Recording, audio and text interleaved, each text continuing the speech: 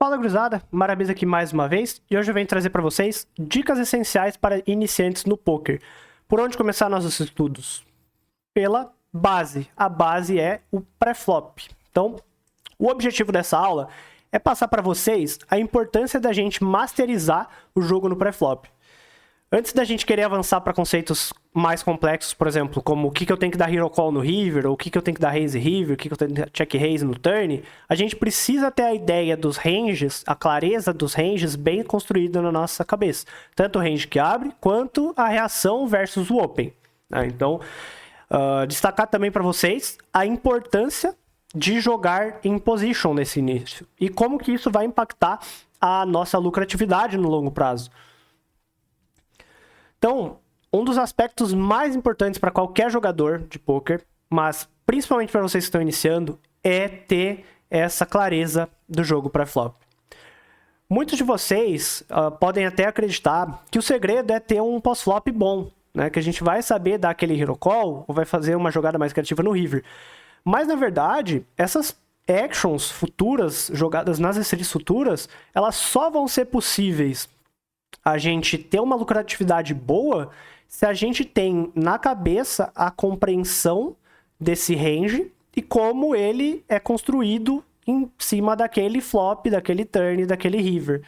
Como que as nossas size estão ligadas à construção do nosso range. Se a gente não tem essa construção sólida desde o início, a gente vai acabar nos colocando em situações de decisões difíceis no pós-flop. E cada vez que a gente se coloca nessa gray zone, né, de não saber a melhor decisão, cada vez mais nossas jogadas são menos lucrativas.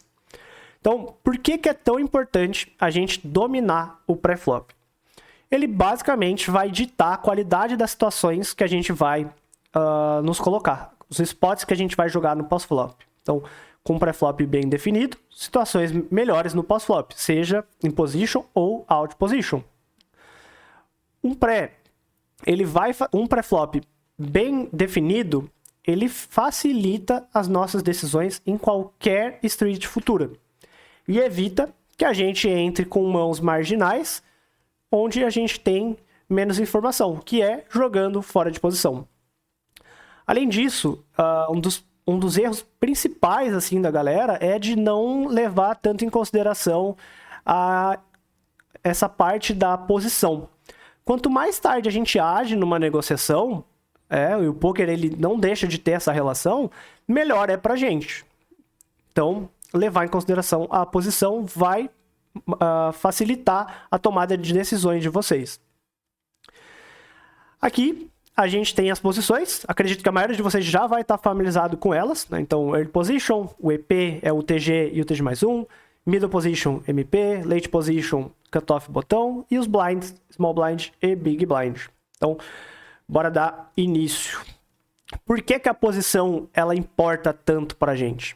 Quanto mais late position a gente tá, mais informação a gente tem sobre os adversários. Seja o adversário que foldou, ou seja o adversário que já deu o open. Então, isso faz com que a nossa decisão ela tenha uma das informações. Lembrando, poker é um jogo de informações incompletas. Se a gente começa a preencher os quadrados dessas informações incompletas, essas lacunas, vai se tornando cada vez mais fácil para a gente. O último agir, ele tem a vantagem estratégica de escolher o que ele vai fazer, tanto no pré-flop quanto no pós-flop. E jogar fora de posição, a gente nos coloca em situações de gray zone, situações da zona cinzenta, onde a gente tem mais decisões difíceis e, consequentemente, decisões difíceis são menos lucrativas para quem está no início da carreira. Então, tomar cuidado, né, gurizada, com querer jogar muitas mãos das posições iniciais. Lembrem, abusem desses opens de late position, de cutoff, de botão, mas não do EP. E por que a gente deve buscar jogar em position sempre? É como eu falei, quem vai estar no controle da ação é quem toma a decisão por último. Estar IP vai nos permitir apostar e controlar o tamanho do pote, vai ter mais decisões lucrativas, porque a gente já vai saber a reação do vilão, se ele apostou, se ele checou, qual foi a size que ele fez. Isso vai demonstrar um pouco também da força da mão dele, tanto no pré-flop quanto no pós-flop. E evita que a gente cometa erros caros ao jogar fora de posição. Então, gurizada, eu trouxe aqui para vocês 2 exemplos. O primeiro, ele vai ser esse spot, onde a gente está de UTG, nesse bordo 9-8 de espadas com 3 de paus, e a gente está enfrentando o Big Blind. E aí agora a gente vai dar uma olhada aqui no nosso GTO Wizard, nosso parceiro, né? Lembrem, pré-flop, GTO Wizard é free, link tá na descrição para vocês abrirem a conta. Quem for assinar também ganha 10% de desconto, fazendo aquele merchan no meio do vídeo. Mas todas essas informações de pré-flop, para vocês começarem a se habituar com a teoria do jogo, ela tá disponível free para a galera, né? Então, vocês podem conferir aqui, XPV, HMAX, né? Tipo, vocês podem consultar de 100 blinds a 2 blinds, o que vocês têm que fazer. Então, vamos dar uma olhada agora, né? Em como que o nosso range é construído desde o pré-flop até o flop. Então, usada. Percebam, nosso range de EP 60 blinds, ele é composto por mãos muito fortes, né? Então 17,2% do nosso range. A gente, por ser o primeiro a falar, a gente precisa dessa força extra no nosso range. A gente não pode ter um range muito amplo de UTG. E aí reparem que As 10, Rei Valete, Dama Valete, Valete 10, Rei 10, Rei 7 Suited e alguns pockets, eles têm frequência baixa de open. A gente não está abrindo sempre essas mãos, né? Então, por exemplo, um 10 e 8 suited, ele abre mais do que um As 10. Principalmente porque a gente está deep. Então, a gente precisa ter uma equity extra, né? Uma equity robusta para jogar mais mãos aqui do EP. E aí, vamos lá. Olhar o Big Blind. Reação do Big Blind contra EP. Tribetando 6%, fletando 45,6%. E aí a gente já tem uma noção dessa matriz de ranges, né? Reparem que o Big Blind, ele tem aqui muitas mãos, antes da gente olhar os ranges aqui, que conectam de certa forma com esse flop. Que seriam 2 pares, trincas, flush draws, brocas, 2 pontas. E a gente tem menos no nosso range, né? Então, por exemplo, o Big Blind, ele fleta 3-3 100% das vezes, 9-9, 8-8. Nós abrimos 9-9 e 8-8, mas a gente abre menos o 3-3, né? Então, isso faz com que a gente tenha 9-8 suited abrindo. Porém, o vilão ele tem 9-8 suited fletando, ele tem 8-3 suited fletando, 9-3 suited fletando. Então, ele tem mais mãos que vão conectar, de certa forma, com esse flop aqui. E aí, vamos lá para o pós-flop. Quando a gente está enfrentando o Big Blind, a reação dele deveria ser check. E aí, a gente vem para a nossa reação. Reparem, a gente checa 40% do nosso range. E aí é onde a galera começa a cometer os erros, que é o seguinte. Se o range do vilão, ele, de certa forma, conecta bastante com esse flop, o que acontece com a nossa parte de valor? A gente começa a betar por sizes maiores, porque a gente precisa extrair e se proteger ao mesmo tempo das mãos do vilão que continua. Por quê? Porque tem muitos turns, a gente vai ter drop e equity. Então, ao mesmo tempo que a gente é muito favorito numa mão pré-flop, o flop pode mudar tudo, e do flop pro turn também. E aí do river, a mesma coisa. Então, tem muita troca de equidade. Ao mesmo tempo que tu é favorito no pré-flop, no flop tu pode deixar de ter essa vantagem.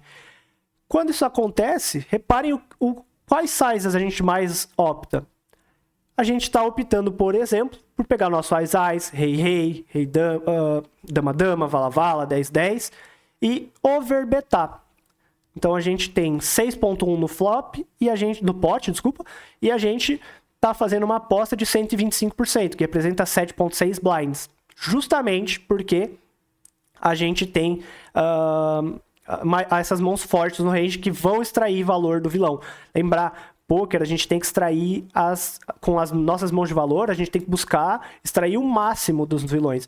E aí reparem que interessante, por exemplo, o 3-3, ele tá uma bet de 100%, e ele opta por overbetar ou betar 83%. E aí, o 3-3, ele é a única mão que a gente sempre aposta nesse flop. Todas as outras, elas são mixed. Então, o Ais, ele é mixed, ele é uma aposta de overbet, porém, ele não aposta 100% das vezes, seja por qualquer size. O 3-3 já começa a apostar. Por quê? O 3-3, ele não bloqueia o vilão de ter 2 pares, de ter irritado o top pair, né? Então, ele vai ter mais mãos para continuar. A gente não bloqueia nada com o 3-3 no range dele, né? A não ser os 2 pares lá, 9-3, 8-3 e o 3-3 também, né? Mas a gente libera essa parte de topo, brocas, pontas do vilão. E aí, olha só, gurizada, que interessante. Reparem como a equity está distribuída nesse pós-flop. A gente tem o EV muito próximo, né? A gente tem a equity aqui 44-56, então a gente está falando praticamente de um flip no pós-flop, né? O vilão tem muitas mãos, muito mão boa. A gente tem 29.7, ele tem 33.7, é muito próximo, né? Mas, por exemplo, ele tem muito mais 9x no range dele do que a gente.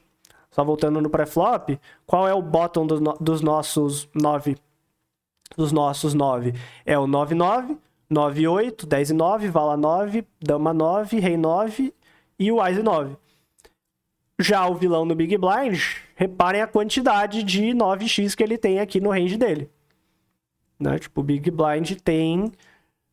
aqui, é só voltar aqui pro flop, né? Tipo, a quantidade de 9x que ele tem. Então, ele tem praticamente todos os 9x no range. Todos os 8x no range também, né? Então, isso faz com que a nossa estratégia aqui seja diferente. Mesmo estando em position, a gente opta por betar, e é um flop conectado. Sendo um flop conectado, a gente opta por se betar por sizes maiores. E agora, a gente vai olhar uma situação onde a gente está fora de posição, que é o TG abrindo o mesmo range contra o botão, que fleta 17,9% do range e tribeta 5,4%. Então, as tribets a frequência de tribet é muito próxima à frequência do Big Blind, né? Apesar do range ser um pouco diferente ali, né? Aqui, na verdade, está aqui, ó. Então, apesar do range estar diferente da tribet, a frequência é praticamente a mesma, né? É só a composição do range que muda um pouquinho. E aí, agora a gente vai estar fora de posição. A gente está atrás dessa negociação, não é a gente que define o que acontece. E aí, olha só o que vai acontecer agora. A gente passa de 60% de bet para 60% de check. E por estar fora de posição, reparem que as nossas C-bets agora, as nossas sizes de C-bet, elas saíram da concentração de topo e passaram a ser sizes ou medianas ou sizes small. E aí, por que a gente vai dar check? Ou é check para dar check raise, ou é check para dar check call, ou check para dar check fold, né? Então, é para essas linhas que a gente tende o flop. E aqui, quando a gente está de EP, não faz sentido a gente querer checar tanto, né? Por quê? Porque a gente vai escolher o que fazer. A gente está em position, então a gente pode apostar e ver se o vilão vai dar raise, se ele vai foldar, se ele vai dar call. Aqui é quase a mesma coisa. A gente também escolhe se a gente aposta e toma raise. Mas e a decisão da street futura? Ela não está mais sob nosso controle, né? Ela passa para o controle de quem estiver em position. Quem estiver em position vai conseguir as melhores informações. Então, a gente sai das overbets para as bets pequenas. Então, é o mesmo flop contra posições diferentes, no mesmo stack, porém a composição e são os mesmos ranges de open do TG contra o Big Blind, contra o botão é a mesma coisa, mas a composição desse range para o pós-flop, ela muda completamente, estando em posição ou estando fora de posição. Isso que eu queria frisar para vocês. E aí a gente olha aqui os ranges, reparem, a gente tem praticamente a mesma quantidade de combos, a gente tem o EV praticamente empatado, agora ele tem mais equity que a gente, né? Ele tem aqui 53% de equity, ele tem melhores mãos, a gente tem praticamente a mesma quantidade de mãos boas, ele tem um pouquinho mais de mãos fracas do que a gente. E a gente tem mais mãos lixo. Né? Mãos lixo são mãos totalmente trash, tipo o Rei 5 ali, por exemplo, né? E as mãos fracas dele, por exemplo, Dama Valete, que seria uma mão fraca, pode ser Dama Valete de ouros, que ainda assim tem uma broca, né? Então, ficar atento a isso. Então, a gente sai de um cenário onde a gente tem mais equity, menos combos, melhor EV, mais mãos fracas para um pós-flop OP, onde a gente tem menos equity, menos EV, tá praticamente empatados em combo, praticamente empatados em EV, né? Tá flipando essa equity, então vai trocar muito essa equity para alguns turns, alguns rivers. Então, isso é o que acontece quando a gente joga fora de posição. Fora de posição, a gente tende a se betar muito menos, né? Então, ficar atento a esses cenários. E aí, gurizada, vamos dar sequência, que é o seguinte. Construindo essa base sólida, quais são os 3 principais pilares, na minha opinião? Seleção de mãos. Então, ter um range bem estruturado, bem definido na nossa cabeça, a clareza do desenho, do range da árvore ali. Para isso, vocês podem usar as tabelas disponíveis na nossa comunidade e também podem utilizar as tabelas do GTO Wizard, que são free. Lembrar, posição, evitar abrir muitas mãos de posições iniciais, as mãos mais marginais, e abusar desses opens de cutoff e botão. Usar agressividade de uma forma inteligente. Então, preferir jogadas agressivas a jogadas passivas, né? Então, lembrando, poker é um jogo onde a agressividade vai ser muito presente, e geralmente quem é mais agressivo, ele tende a ter melhores resultados. Então, começar jogando um range tight, porém ser tight é diferente de ser call station. A gente pode ser um tight aggressive, então a gente pode ser tight no pré-flop, mais agressivo no pós-flop. A gente pode ter um range tight e ao mesmo tempo ainda assim tribetar bastante, mas a gente tribeta uma parte específica do nosso range. Evitar jogar as mãos marginais e, novamente, lembrem de abusar do open de botão e cutoff, principalmente pelo fato que o small blind e o big blind, contra essas posições, a população tende a reagir menos do que deveria. Então, esse é o resumão dos principais pontos. Galera, aí é um mito, então, a gente achar que o poker é um jogo de pós-flop, que vai ser fácil a gente acertar um hero call, que a gente pode inventar um raise river. Mas, na verdade, essas actions só vão ser possíveis quando a gente tem um jogo bem jogado desde o pré-flop.